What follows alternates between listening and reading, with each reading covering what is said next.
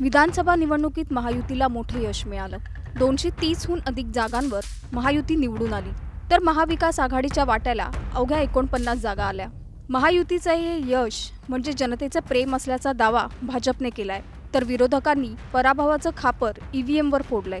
दरम्यान कोल्हापुरात झालेल्या पत्रकार परिषदेत शरद पवारांनी निवडणुकीतील मतांची गणितं मांडली आहेत आणि पवारांना प्रत्युत्तर देताना फडणवीसांनीही आकडेवारीचा आधार घेतलाय. शरद पवार यांनी नेमकी काय गणितं मांडली, या आकडेवारीला फडणवीसांनी कसं प्रत्युत्तर दिलंय, या प्रश्नांची उत्तरं या व्हिडिओतून जाणून घेऊया. त्यासाठी हा व्हिडिओ शेवटपर्यंत पाहत राहा आणि टाइम्स नाऊ मराठीला फॉलो आणि सबस्क्राईब करा. आणि काही प्रत्येक पक्षाला किती उत्सव आली आणि त्यांचे किती उमेदवार आले एवढंच त्याच्यामध्ये बघितले. पण जोपर्यंत आमच्याकडे काही आधार नाही तोपर्यंत त्याच्यावर भाष्य करणं योग्य नाही. पण हे मतांचे आकडे हे मोठे आश्चर्यकारक आहेत. विधानसभेच्या निकालानंतर विरोधकांनी ईव्हीएमवर शंका उपस्थित केली आहे. ईव्हीएम ऐवजी बॅलेट पेपरवर निवडणुका लढवाव्यात अशी मागणी मोठ्या प्रमाणात विरोधकांकडून करण्यात येते. तर तिकडे सोलापूरच्या माळशिरस तालुक्यातील मार्कडवाडीच्या ग्रामस्थांनी ईव्हीएम विरोधात रान उठवलंय. स्वखर्चाने बॅलेट पेपरवर पुन्हा एकदा मतदान घेण्यासाठी ग्रामस्थांनी प्रशासनाकडे मागणी केली. मार्कडवाडीने एक प्रकारे निवडणूक आयोगाला आव्हानच दिलंय.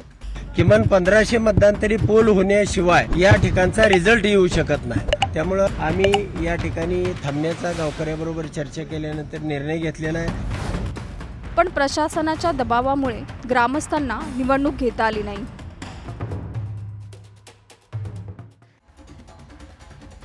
इकडे शरद पवारांनी काही मतांची आकडेवारी मांडली. या आकडेवारीतून पवारांनी ईव्हीएमवर प्रश्नचिन्ह उपस्थित केलंय. शरद पवार नेमकं काय म्हणालेत हे ग्राफिक्सच्या माध्यमातून जाणून घेऊया. शरद पवार यांनी मांडलेल्या आकडेवारीनुसार काँग्रेसला विधानसभेत 80 लाख मतं मिळाली आणि त्यांचे फक्त 16 आमदार निवडून आले. तर शिंदेंच्या शिवसेनेला 79 लाख मतं मिळाली तर त्यांचे 57 आमदार निवडून आले. दोघांच्या मतांमध्ये फक्त 1 लाखांचा फरक आहे. तरीही जवळपास 41 आमदार जास्त निवडून आलेत.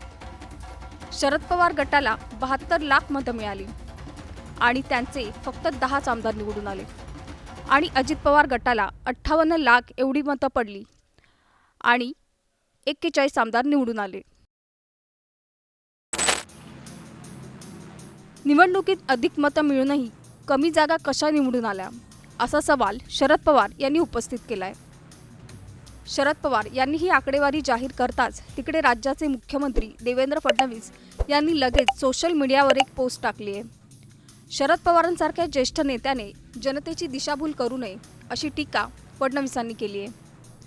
जर पराभव स्वीकारला तर यातून लवकर बाहेर याल आणि सहकाऱ्यांना आत्मपरीक्षणाचा सल्ला द्याल अशी अपेक्षा फडणवीसांनी व्यक्त केली आहे.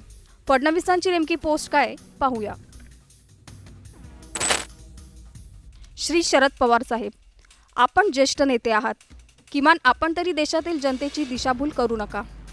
जास्त मतं मिळूनही कमी जागा कशा? चला 2024च्या लोकसभेत काय झाले ते पाहू.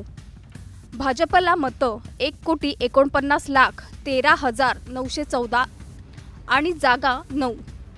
पण काँग्रेसला मतं 96,41,856 आणि जागा 13.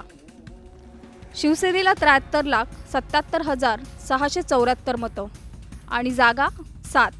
तर राष्ट्रवादी शरद पवार गटाला 58,51,166 मतं आणि जागा 8. 2019च्या लोकसभेचे उदाहरण तर फारच बोलके आहे. काँग्रेसला 87,92,237 मतं होती आणि 1 जागा मिळाली. तर तत्कालीन राष्ट्रवादीला 83,87,363 मतं होती आणि जागा 4 आल्या. पराभव स्वीकारला तर यातून लवकर बाहेर याल. तुम्ही तरी आपल्या सहकाऱ्यांना आत्मपरीक्षण करण्याचा सल्ला द्याल अशी अपेक्षा आहे. शरद पवार यांनी मतांची जी गोळाबेरीज मांडली त्याला फडणवीसांनी लोकसभा निवडणुकीची आकडेवारी मांडत जोरदार प्रत्युत्तर दिलंय. राजकारणातल्या या दिग्गज नेत्यांनी मांडलेल्या या मतांच्या गणितावरून तुम्हाला काय वाटतं हे आम्हाला कमेंट करून नक्की सांगा.